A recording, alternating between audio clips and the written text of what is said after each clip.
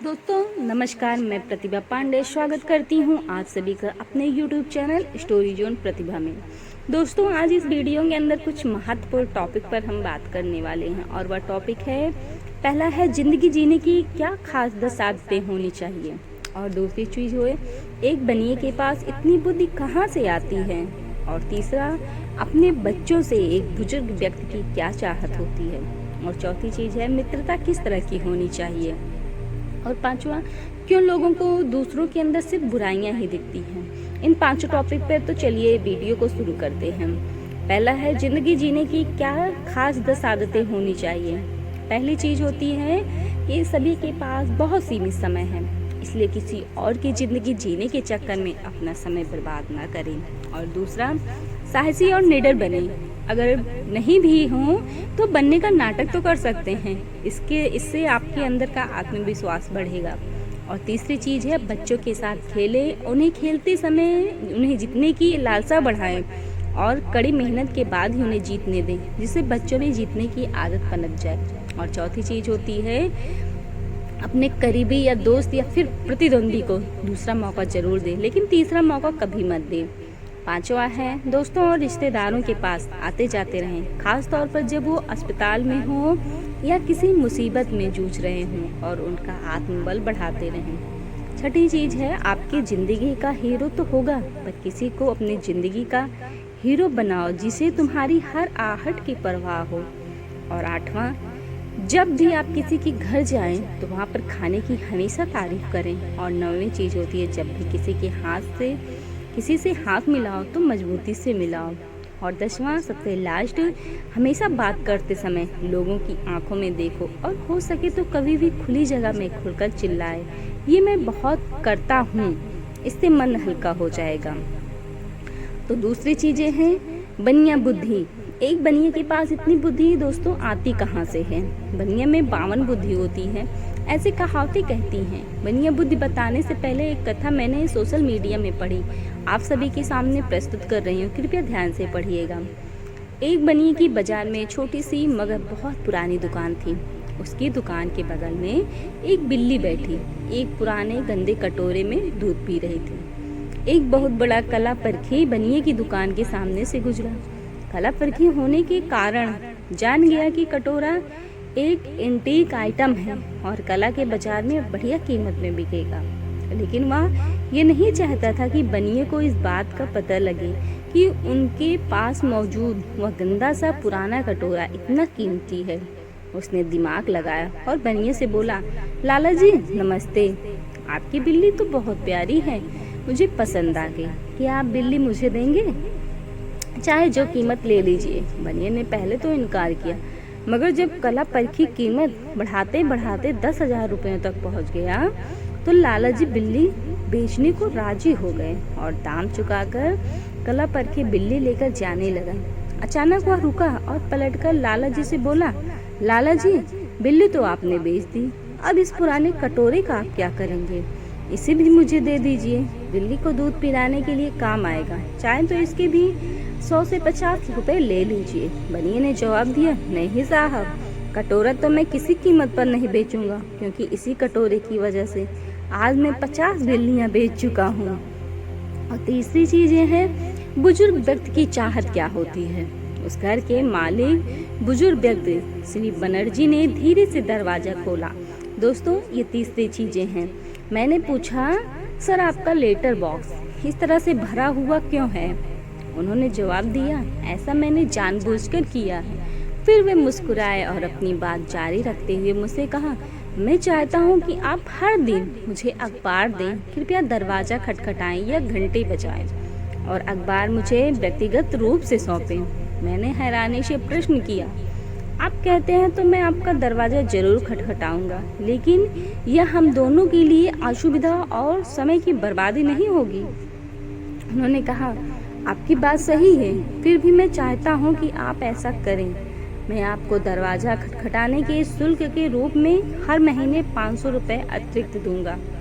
विनती भरी अभिव्यक्ति के साथ उन्होंने कहा, अगर कभी ऐसा दिन आ जाए जब आप दरवाजा खटखटाएं और मेरी तरफ से कोई प्रतिक्रिया न मिले तो कृपया पुलिस को फ़ोन करें। उनकी बात सुनकर मैं चौंक सा गया और पूछा, क्यों सर? उन्होंने उत्तर दिया, मेरी पत्नी का निधन हो गया, मेरा बेटा विदेश में रहता और मैं यहाँ अकेला रहता हूँ। कौन जाने मेरा समय कब आएगा।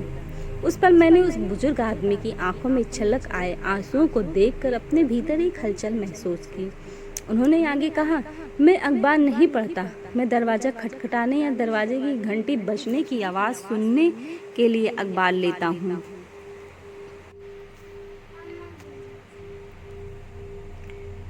यह मेरे बेटे का देखने और परस्पर आदान प्रदान करने के इरादे से। उन्होंने हाथ जोड़कर कहा, नौजवान, कृपया इस पर मुझे एक एहसान करो। यह मेरे बेटे का विदेशी फ़ोन नंबर है।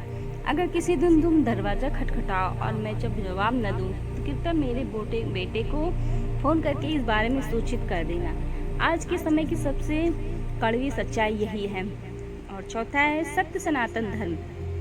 नंगे पैर सुध बुध खोए तीनों लोगों के स्वामी दौड़े चले आ रहे थे। पीछे पीछे रुक्मणी, जामवंती, सत्यभामा, कालिंदी, मित्रबिंदा, सत्या, लक्ष्मणा और भद्रा भी पागल सी दौड़ रही थी। ये कौन आ गया जिसके लिए भगवानों के भगवान दौड़ रहे हैं? मंत्री, सेनापति, द्वारपाल सब जड़ होकर खड़े हैं। ऊपर ब्रह्मा जी, कैलाशपति, बृहस्पति, देवराजिंद्र, सूर्य, इंद्र, यम, शनि, सबकी चाल रुक गई। पशु पक्षी, नगर, गांव सब के सब थम गए। खुद भाग्य विधाता, माया के रचयिता, प्रेम के वंशीभूत अश्रु बहाते दौड़ रहे हैं। महल के द्वार से फटे हाल वस्त्र में भगवा वस्त्रधारी सुदामा लौट रहे हैं। उनके पैरों में बीवाई पड़ी थी, कमर झुकी जा रही थी, मानो गरीबी ने उनके देह को भी दरिद्र से भर दिया।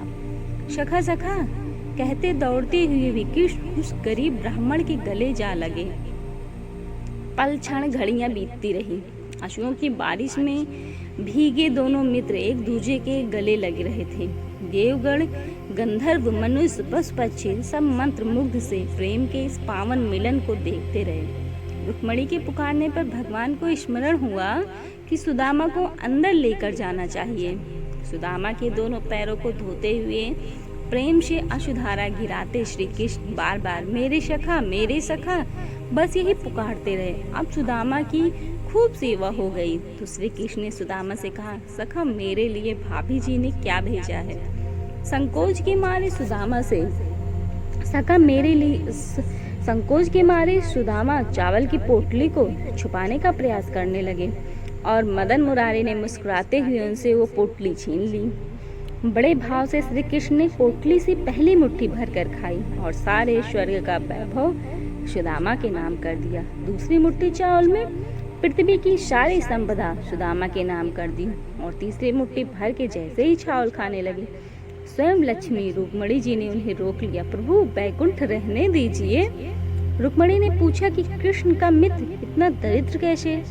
तब भगवान ने इसके पीछे की कथा सुनाई। जब 5 दिन से भूखी ब्राह्मणी को भिक्षा में 3 मुट्ठी चने मिले तो उसने उसे पोटली में बांधकर सिरहने रख दिया कि स्नान ध्यान के बाद ग्रहण करूंगी। पर चोर चुरा कर दौड़ गया तो ब्राह्मणी ने शोर मचाया। लोगों के पीछा करने पर डर के मारे चोर चने की पोटली संदीपनी ऋषि के आश्रम में गिरा गया। उधर ब्राह्मणी ने श्राप दिया, जो ये चने खाएगा दरिद्र हो जाएगा। गुरु माता ने वही पोटली श्री कृष्ण और सुदामा को पकड़ाई कि जब जंगल से लकड़ी लाने जाओ और भूख लगे तो ये खा लेना।